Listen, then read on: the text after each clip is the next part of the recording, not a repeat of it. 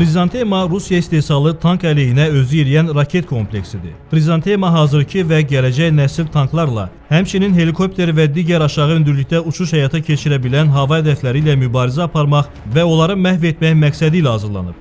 Xrizantema S tank əleyhinə özü yeriyən raket kompleksi mühəndis istehkam qurğuları, hava hədəfləri, canlı qüvvələrin sığınacaqlarda və açıq meydanlardakı hədəflərin məhv edilməsi üçün nəzərdə tutulub. Xrizantema S döyüş komplektində lazer və radiosiqnalla idarə olunan 4 fərqli raket tipi, habelə axtarış radarı və optik nişangah yer alır.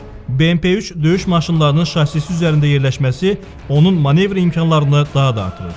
Xrizantema S istənilən müdafiə səviyyəsinə malik olan tankları məhv edə bilir. Sistem tankları izləyib yerini müəyyən etmək üçün 2 radara malikdir. Xrizantema S-in 6000 metrdən endirdiyi raket zərbəsi qarşısında heç bir tank və digər zirehli texnika davam gətirə bilməz. Həmçinin Xrizantema S-in raket kompleksi qalınlığı 3 metr olan beton təbəqə ilə örtülmüş dodu da darmadağın edə bilir. Hətta kompleks düşmənin desant gəmisini, saatda 340 km sürətlə uçan təyyarə və helikopterini də məhv etmə imkanındadır. Üstəlik kompleks özü saatda 70 km sürətlə hərəkətdə olarkən bu hədəflərə zərbə endirə bilir. Kompleksdə bütün proseslər tam avtomatlaşdırılıb. Azərbaycan ordusunun silahlanmasında mövcud olan bu texnika bu gün də aktuallığını qorumaqdadır.